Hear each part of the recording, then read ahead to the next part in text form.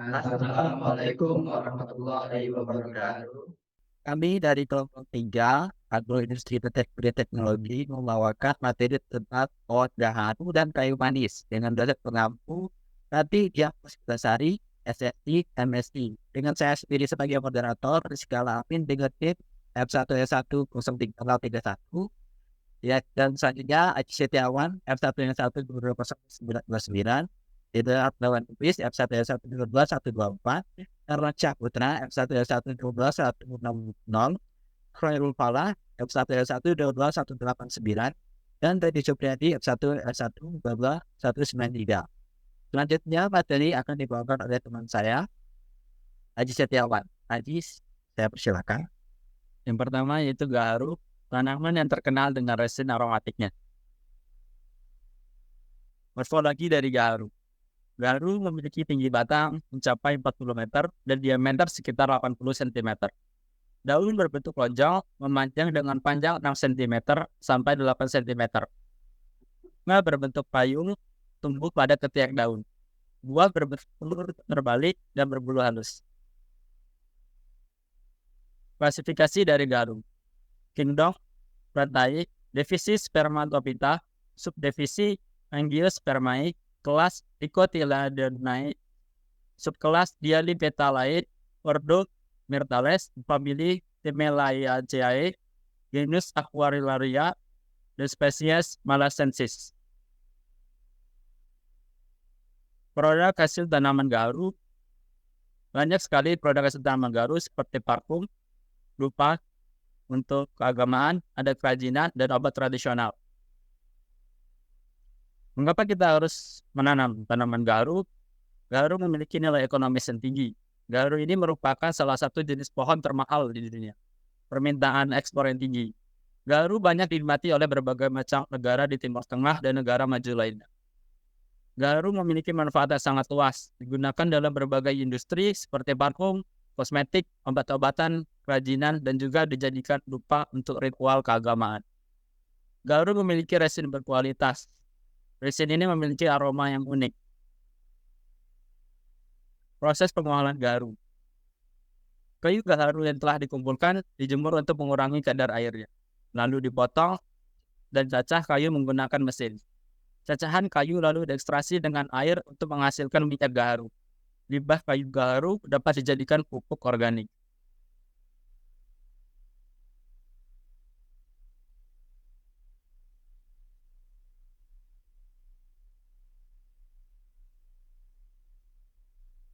Terus selanjutnya akan dilanjutkan teman saya,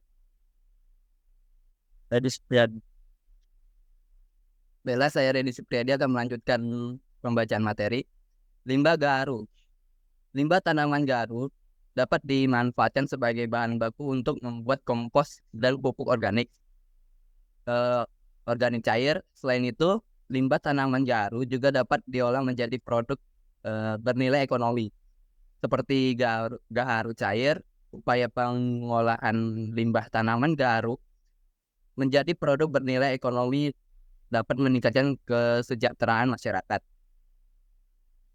Nama dan penyakit gaharu. Yang pertama, ulat jenis Theortia Vitesoides menyerang daging daun tanaman gaharu pada stadia ulat. Yang kedua, belalang kayu, kutu daun, dan kutu sisik. Yang ketiga, hama ulat daun. Yang keempat, penggerek batang, penggerek daun, dan serangga pengorok kayu. Yang kelima adalah penyakit bercak daun, dan yang terakhir serangan hama dan penyakit dapat memperlambat pertumbuhan tanaman, bahkan dapat mematikan tanaman gaharu. Pestisida seperti Bacillus, seperti Bacillus thuringiensis dapat digunakan untuk mengendalikan hama ulat daun pada pohon penghasil gaharu. Potensi gaharu di Jambi. Penyebaran tanaman penghasil gaharu di Jambi meliputi Kabupaten Merangin, Bangko, dan Sarolangun. Potensi tanaman gaharu di Kabupaten Sarolangun sangat tinggi. Hal ini dapat dibuktikan dengan sedikitnya petani yang membudidayakan gaharu, sehingga masih banyak peluang untuk prospek dan usaha tani ke depannya. Himbauan dari pemerintah Jambi untuk membudidayakan tanaman penghasil gubal gaharu juga sedang diadakan di beberapa kabupaten seperti Kabupaten Bungo, Kabupaten Merangin, dan Kabupaten Sarolangun khususnya. Peranan sistem informasi dalam pengembangan tanaman gaharu. Yang pertama, sistem informasi geografi dapat digunakan untuk menganalisis kesesuaian lahan tanaman gaharu.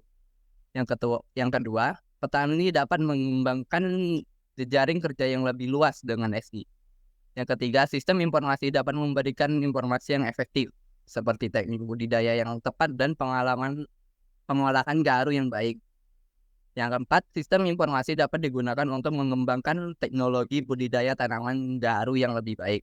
Dan yang terakhir, sistem informasi dapat digunakan untuk memperoleh informasi mengenai pasar gaharu yang potensial. Sekian, selanjutnya pembacaan materi akan dibacakan oleh Hairul Fala.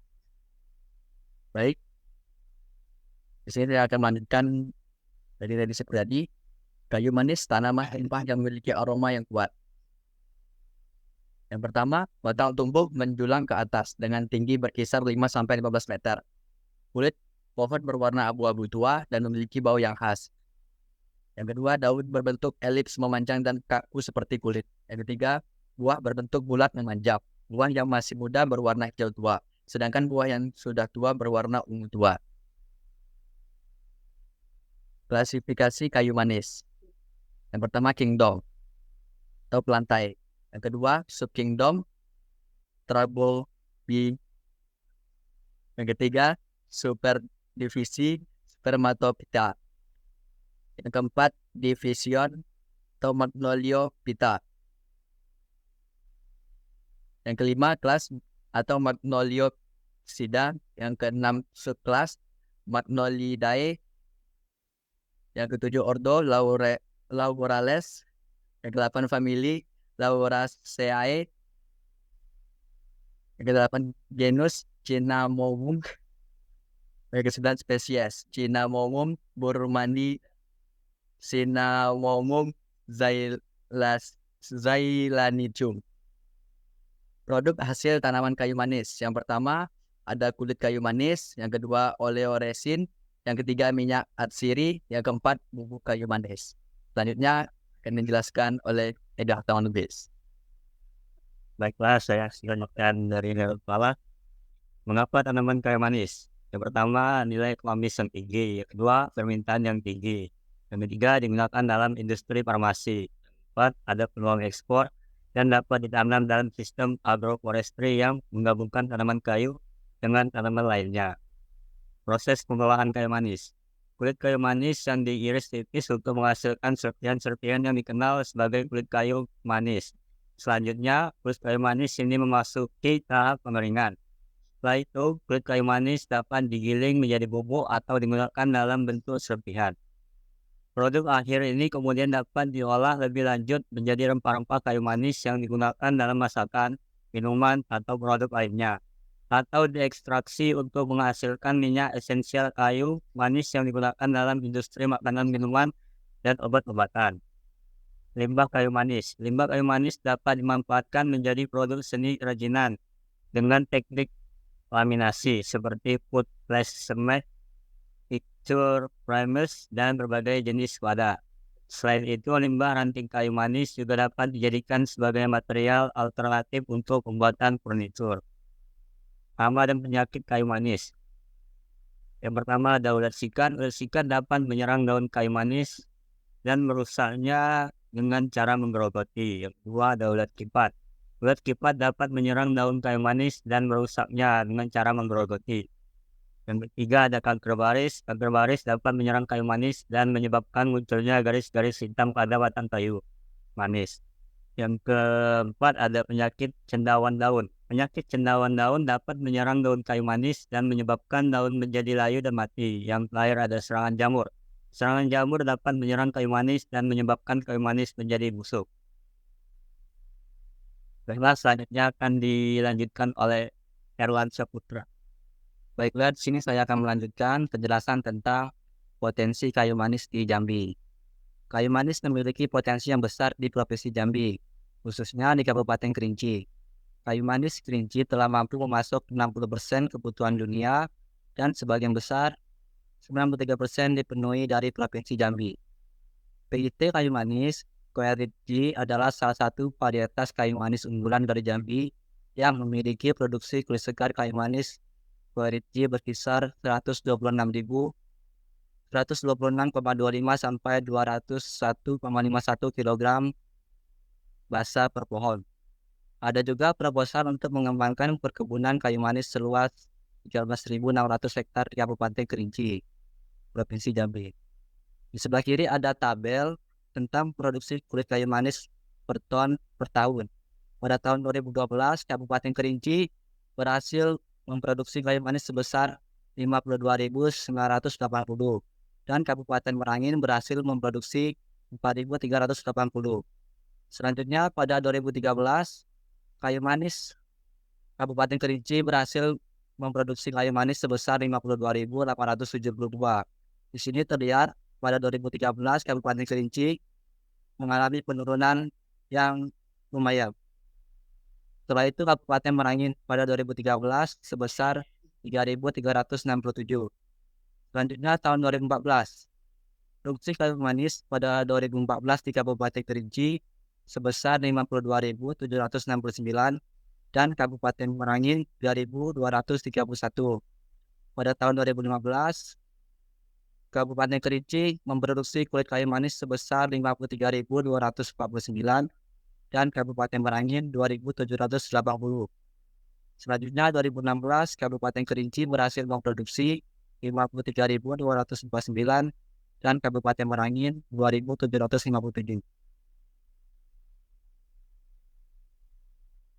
Selanjutnya, peranan sistem informasi dalam pengembangan tanaman kayu manis. Yang pertama, sistem informasi dapat membantu dalam pengumpulan dan analisis data untuk mengidentifikasi dampak pengembangan komoditas kayu manis terhadap perekonomian wilayah. Yang kedua, sistem informasi dapat membantu dalam pengumpulan dan analisis data untuk mengidentifikasi potensi benih tanaman kayu manis unggul lokal di suatu wilayah. Yang ketiga, sistem informasi dapat membantu dalam pengumpulan dan analisis data untuk mengidentifikasi strategi pengembangan agribisnis kayu manis yang tepat. Selanjutnya, sistem informasi dapat membantu dalam pengolahan tanaman kayu manis seperti dalam kegiatan pemeliharaan kayu manis. Selanjutnya, saya akan kembalikan ke moderator. Baiklah, itulah presentasi dari kelompok kami. Jika ada salah kata atau sebaiknya kurang lebih kami mohon maaf. Sekian dari kami, wabillahi taufiq wal hidayah. Wassalamualaikum warahmatullahi wabarakatuh. Terima kasih.